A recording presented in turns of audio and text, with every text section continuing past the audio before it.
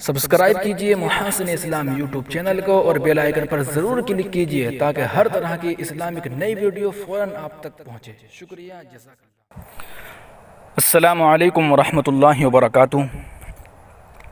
آج آپ کے سامنے ایک سینئر وکیل جناب راجیو دھون صاحب کے بارے میں بتاؤں گا کہ کون ہیں، میں ان کی پیدائش کب ہوئی اور انہوں نے کہاں کہاں پڑھائی کی، اور بابری مسجد کا جو مقدمہ لڑ رہے ہیں اور کس بے باکی سے لڑ رہے ہیں اس کے بارے میں بھی انشاءاللہ تفصیل سے گفتگو ہوگی، اور اس پورے ویڈیو کے اندر ان کے بارے میں آ جائے گا سب کچھ۔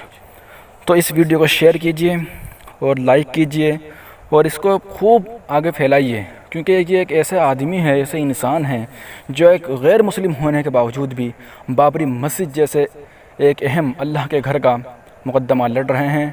شاید یہ ان کی نجات کا ذریعہ بن جائے۔ اللہ تعالیٰ قبول کر لے اور ان کی عمر میں برکت عطا فرمائے، آمین یا رب العالمین۔ تو چلیے شروع کرتے ہیں۔ ہاں، میں ایڈوکیٹ راجیو دھون ہوں، از قلم نازش ہما قاسمی۔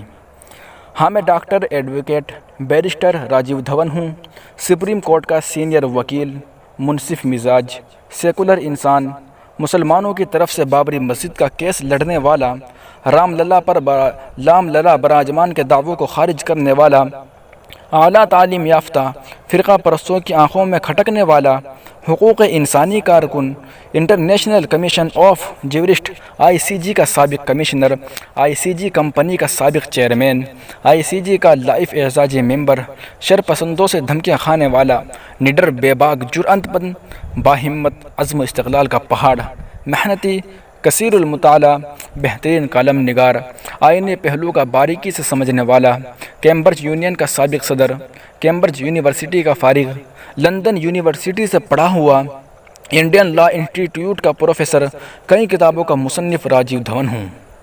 میری پیدائش اگست 1943 میں غیر منقسم ہندوستان میں ہوئی۔ والد کا نام شانتی سوروپ دھون تھا، جو ہندوستان کے برٹش سفیر، مغربی بنگال کے گورنر اور لا کمیشن کے رکن رہ چکے ہیں۔ میری ابتدائی تعلیم الہ آباد یونیورسٹی سے ہوئی۔ قانون کی تعلیم حاصل کرنے کے بعد میں نے بیرون ممالک کا سفر کیا اور کیمبرج یونیورسٹی، لندن یونیورسٹی میں طویل عرصے تک تحصیل علم کیا۔ پھر بیلفاسٹ کی Queen's university, university of West London, university of Texas وغیرہ میں پڑھایا بھی۔ میں نے وکالت کی شروعات کانگریس کے سینئر لیڈر ایڈوکیٹ کپل سبل کے ہمراہ کی، لیکن بعد میں ان سے الگ ہو گیا۔ منڈل کمیشن اور ایودھیا تنازع کا کیس اپنے ہاتھوں میں لے کر بہترین طریقے سے اس کی وکالت کی، جس کی وجہ سے مجھے بین الاقوامی شہرت حاصل ہوئی اور میری وکالت کی تعریف کی گئی۔ بابری مسجد تنازع اور منڈل کمیشن معاملے میں سپریم کورٹ نے بھی میری جرح سے متاثر ہو کر 1994 میں مجھے سینئر ایڈوکیٹ سپریم کورٹ کا نامزد کیا۔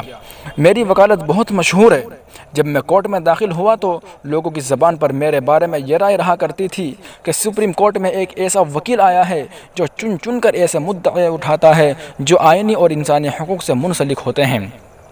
ہاں، میں وہی ایڈوکیٹ راجیو دھون ہوں جسے بابری مسجد مقدمے کا کیس لڑنے کے لیے گالیاں دی گئی، مسلمانوں کا زر خرید غلام کہا گیا، کانگریس کا تلوار چاٹنے والا کہا گیا، مجھ پر میری قوم نے لعنتیں بھیجی، میری موجودہ زندگی کو غلیظ زندگی قرار دیا، مجھے میرے ہندو ہونے کا واسطہ دیا گیا کہ میں ہندو ہوں، مسلمانوں کا کیس نہ لڑوں، بابری مسجد کی وکالت نہ کروں، ہندوؤں کے جذبات سے نہ کھیلوں، مجھے بڑھاپے کا بھی واسطہ دیا گیا کہ میں اخیر عمر میں نیک کام کروں، لیکن انہیں کیا پتہ میں تو نیک ہی کام کر رہا تھا۔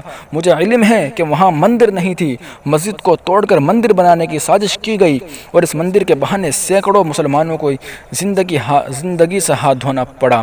پھر ایسے مندر میں رام کیوں کر آئے؟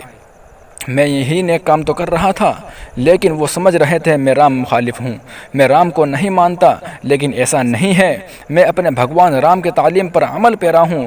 میرا عقیدہ ہے کہ جس مندر میں اینٹوں کی جگہ لاشیں ہوں، ایسے مندر میں رام نہیں آتے ہیں۔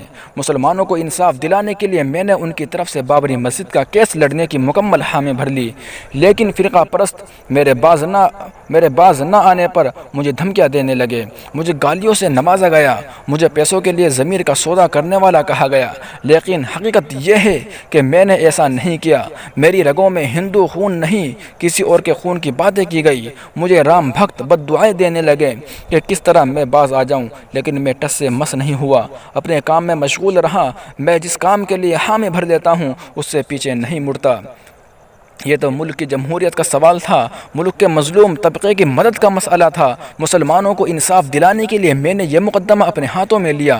میں نے ہر وہ ممکن کوشش کی جس سے عدلیہ کو یقین دلایا جا سکے کہ وہاں مسجد تھی، مندر کو توڑ کر مسجد کی تعمیر نہیں کی گئی۔ میں نے 40 دن تک سپریم کورٹ میں ہونے والی بحثوں میں مسلم فریق کی طرف سے حصہ لیا اور بابری مسجد کی وکالت کی، مسجد کے موجود ہونے کے ٹھوس دلائل دیے، آستھا و عقیدت کا نعرہ لگانے والوں کو گھیرا، ان کی من گھڑت دلیلوں کو واضح اور پختہ دلائل سے بے بنیاد ٹھہرایا، انہیں ان کے عقائد کی روشنی میں ہی جھوٹا قرار دے دیا۔ انہوں نے جتنے دعوے اور جھوٹی دلیلیں پیش کی سبھی کو مدلل جرح کر کے بے بنیاد قرار دیا۔ آخری دن بھری عدالت میں جسٹس کے حکم پر ان کی جانب سے پیش کیے گئے غلط نقشے کو پھاڑ کر بتا دیا کہ ملک کو کنفیوز کرنے کی سازش کامیاب نہیں ہوگی۔ خیر، مجھے ناتواں اور ضعیف العمر سے جتنا بن سکا جمہوریت کو کاندھا دینے کی کوشش کی، لیکن مسلم فریق جس میں سنی سینئر سینٹرل وقف بورڈ بھی شریک تھا، سنا ہوں وہ سودے بازی پر اتر آیا ہے۔ بھلا ہو جمعیت علماء ہند اور آل انڈیا مسلم پرسنل لا بورڈ کا کہ وہ بھی فریق بنے تھے۔ اگر یہ دور اندیش سے فریق نہ بنے ہوتے تو معاملہ یک طرفہ ہو جاتا۔ اب امید ہے کہ عدالت جمہوریت کا جنازہ نہیں نکالے گی بلکہ دلائل و شواہد کی بنیاد پر فیصلہ کر کے عظیم ہندوستان کا نام روشن کرے گی اور یہ ثابت کر دے گی کہ ہندوستان میں اب بھی جمہوریت کا بول بالا ہے، عدالت کی بالادستی قائم ہے۔ امید ہے ایسا ہی ہوگا انشاءاللہ العزیز۔ اللہ تعالیٰ راجیو دھون صاحب جو سپریم کورٹ کے سینئر وکیل ہیں ان کی عمر میں برکت عطا فرمائے، اور جو بابری مسجد کے بارے میں وہ مقدمہ لڑ رہے ہیں اللہ تعالیٰ اس کو بھی کامیاب کریں، اور جو مخالف ہیں اللہ تعالیٰ ان کو بھی ہدایت دیں۔